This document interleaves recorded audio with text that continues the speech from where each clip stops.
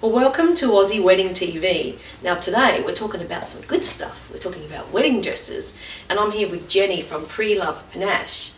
Hi Jenny. Hi, how you going? Good, thanks for being here today. Thank you for having me. I particularly wanted to talk to Jenny today because this is all about pre-loved or pre-owned or second-hand wedding dresses, and I think there's a bit of a stigma out there about second-hand wedding dresses, and I wanted to ask you a few questions about it, and seeing as you're the expert, I'm sure you'll be able to fill us in. Absolutely. I actually, many years ago, got married, quite some time ago, and I bought a second-hand dress. And I know that second-hand's not the word that we like to use. What words do you like to use for? I like to use pre-loved because pre-loved doesn't necessarily mean second-hand. It could mean that someone's bought a dress and decided to go with something else. Ah. So for instance, 20% of my stock has the tag still on it. Oh wow. So that someone buys a dress, changes their mind, then goes and buys another dress. Yeah, they might have changed their theme and went with something more formal, or the other way around and went with something a bit less formal. Or so a lot of the stock actually can be brand new and never worn. That's it. Oh, interesting. There you go. And as far as sizing goes, okay, so what if I'm a size 8, for example? Not quite, but let's say I was a size 8, and the dress was a size, say, 16, but I absolutely loved it. Can it be altered that much?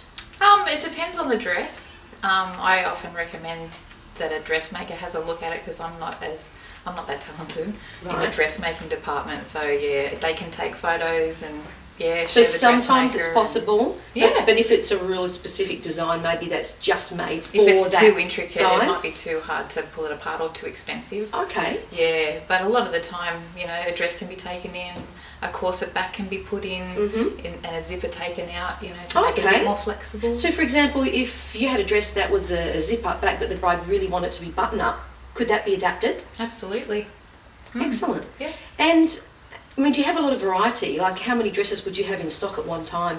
I've got 250 dresses at the moment. Wow. Yeah, so your shop must be getting bigger and bigger. It's busting at the seams, but you've got to have a wide range because there's so many tastes and people want different choices and have different themes and different formalities and So are they all just white? No. I've got ivory.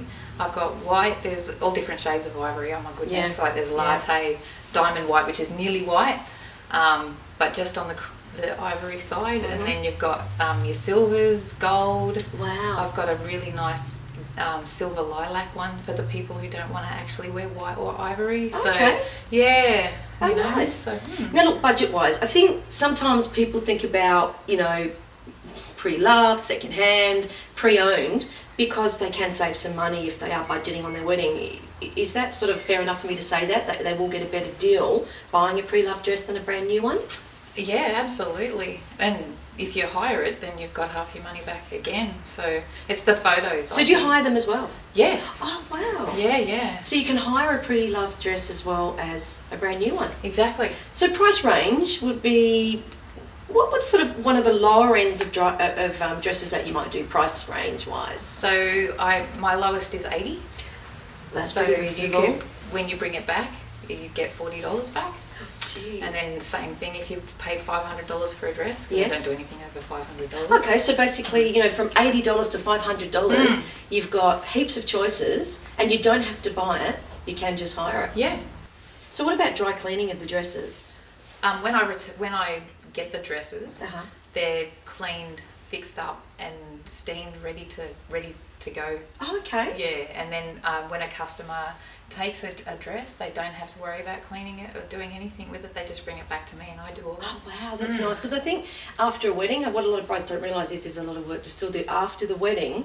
They think just because all the lead up to the wedding they've been so busy, it's over. There's still quite a bit of stuff you've got to do afterwards. So I think that's really, that's great for them. Something they don't have to do. Exactly. And so where do you source your dresses from?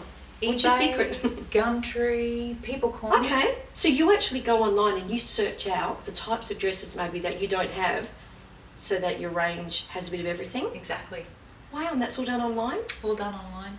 So how does the process go if somebody wants to get a dress? Do they go onto a website? Do they see what you've got? Do they come and visit you? Yeah, so they'll usually find me on Google, or they'll see my car and go to my website, and they'll scroll through the different sizes that I've got on there. Okay. Usually give me a call or send me an email and ask me questions. Or so you've got photos of all the dresses? Yes. And what sizes they're available in? Yeah, I've got all the dresses divided up into block, like I've got 4 to 10, 12 to 16 and 18 to 28. Oh, okay.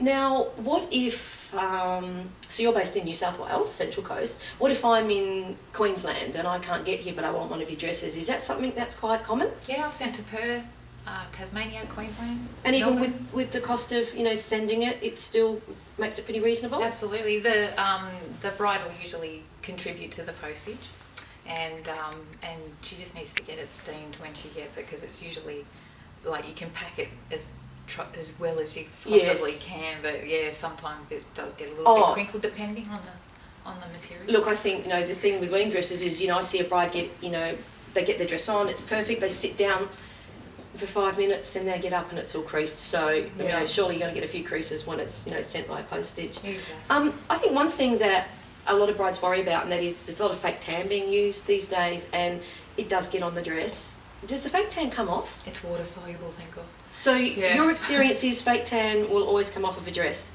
Yeah, or it's in a place where it's not noticeable. So if it hasn't been able to come off, it might be on the bra cups inside or something like that. You don't see it. Ah, that's good news. And it's like grass stains underneath as well. Yeah, there's a rule. There used to be alabaster brides was in fashion back, I think Nicole Kidman, but now everyone wants to be tan. So it's good to know that you can get that off. So look, thanks, Jen. I hope that we've covered all the questions you might have had and maybe removed any sort of stigma attached to a dress being worn by someone else before, because it just makes good sense to save a bit of money, buy a beautiful dress for a bit less, and rather than buy something new. Exactly. And if you've got any questions that we maybe haven't covered about pre-loved dresses, why don't you just visit our Facebook page, and I'll get on to Jen, ask her, and I'll get the answer straight back to you. So thanks a lot. No worries. Thank you.